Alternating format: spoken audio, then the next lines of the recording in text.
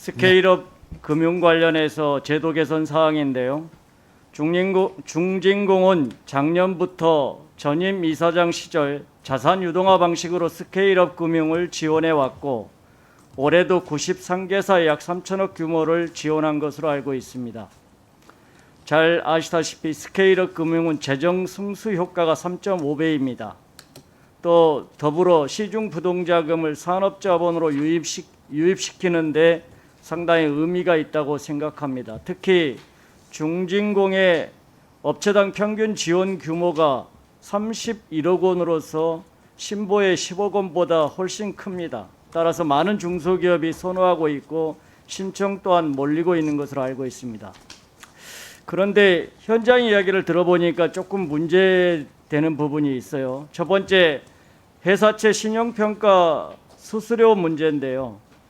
이게 좀 과다하다는 지적이 좀 많이 있습니다. 화면 한번 보시면은 스케일업 금융 지원 대상이 되려면 중소기업은 외부 신평사로부터 2개 신평사로부터 회사채 신용평가 등급을 B+ 등급으로 모두 받아야 합니다. 중소기업에 대해 30% 할인 적용을 받더라도 신용평가 수수료는 각각 700만 원씩 총 1,400만 원이 들어갑니다.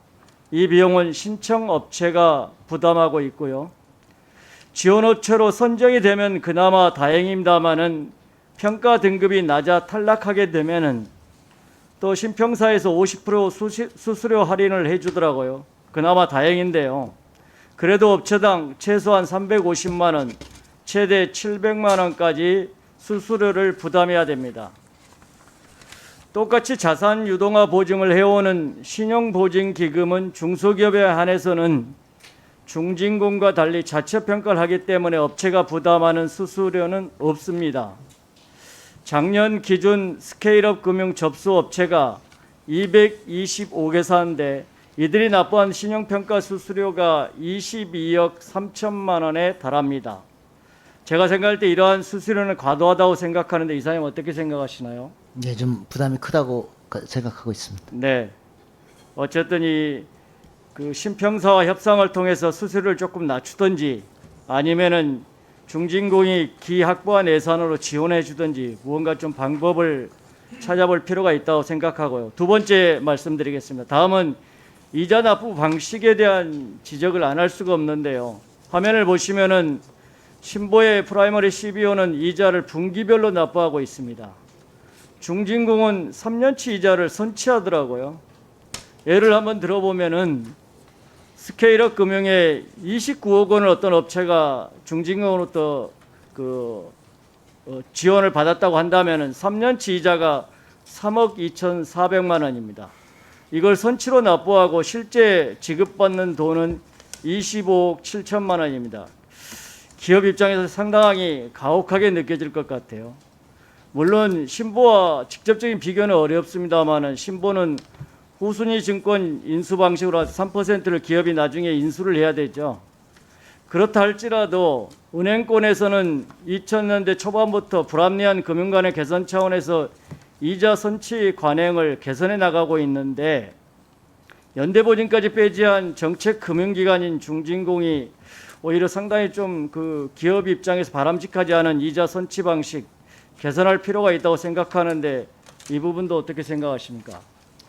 네, 그 이자 선취 방식과 또 추후에 분할 납부 방식으로 이렇게 서로 장단점이 있을 것 같습니다. 그래서 그 네. 부분은 아마 이제 제가 꼭 그 신보가 낮다는 방식은 아닙니다만은 네.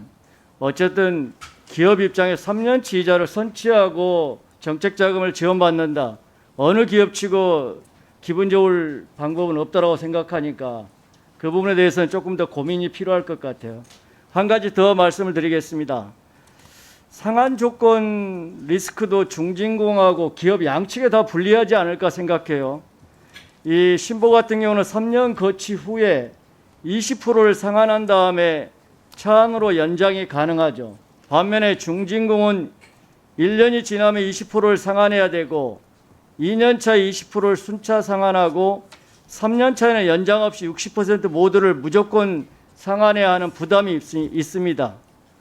어쨌든 그동안의 기업의 금융 이용 관행을 감안했을 때 3년 이내 맥시멈 30억 또는 31억 이런 부분들을 전액 상환하는 조건들을 과연 기업들이 얼마나 이걸 감당할 수 있을까 염려하지 않을 수가 없습니다. 작년에 시행했기 때문에 금년에 이제 20% 상환하는 기업도 도래할 테고, 만약 그 3년 후에 이 부분을 상환을 못했을 경우는 어떻게 됩니까?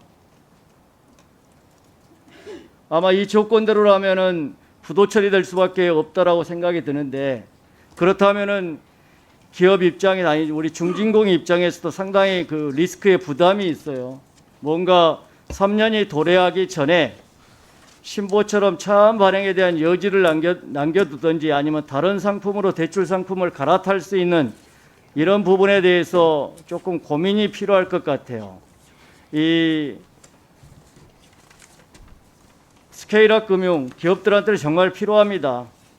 3년이 아니라 어느 정도는 조금 중장기 유동성 확보 목적도 이 자금을 새롭게 만든 이런 목적이 있지 않을까 생각해요. 과거에 우리가 다른 기관의 사례에서도 2000년도에 초에 상당히 많은 금액을 프라이머리 CBO를 발행했고 또 많은 금액이 부실난 사례도 있지 않습니까? 그보다는 우리가 상당 기간 지나서 이런 부분을 제도를 만들었다면은 정말 알차게 운영을 하고 기업들한테 플러스 알파적으로 이렇게 해야 되는 것이 맞다라고 생각이 듭니다. 어쨌든 지금 당장 이렇게 말씀 듣고 제도 개선을 하기는 어렵겠지만은 과도한 수수료 부분, 그 다음에 이자 선취하는 문제, 감당하기 어려운 상환 조건, 이 부분에 대한 스케일업 금융에 대한 전반적인 좀 제도 개선 방안을 만드셔가지고요.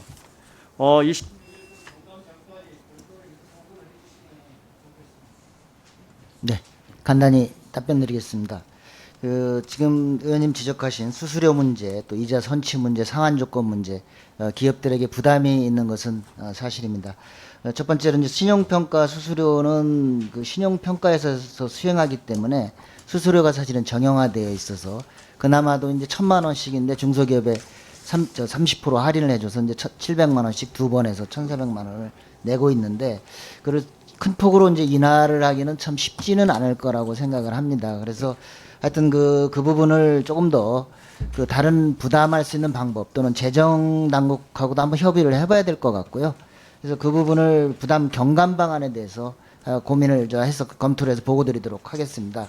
두 번째 그 이자 납부 선취 방식하고 일시 납부와 분할 납부 방식에 대해서는 장단점이 있을 것 같고요. 다만 이 스케일업 금융이라는 것 자체가 대규모 자금이 필요하고 또 기업 입장에서는 상당히 큰 규모의 자금을 일시에 확보를 할 수 있다는 또 장점이 또 많이 있다라는 그러한 것들이 있습니다. 그래서 이 부분은 어떤 이자 할인이 또 그만큼 또 많이 되기 때문에 그 부분은 다시 한번 검토를 해보겠습니다.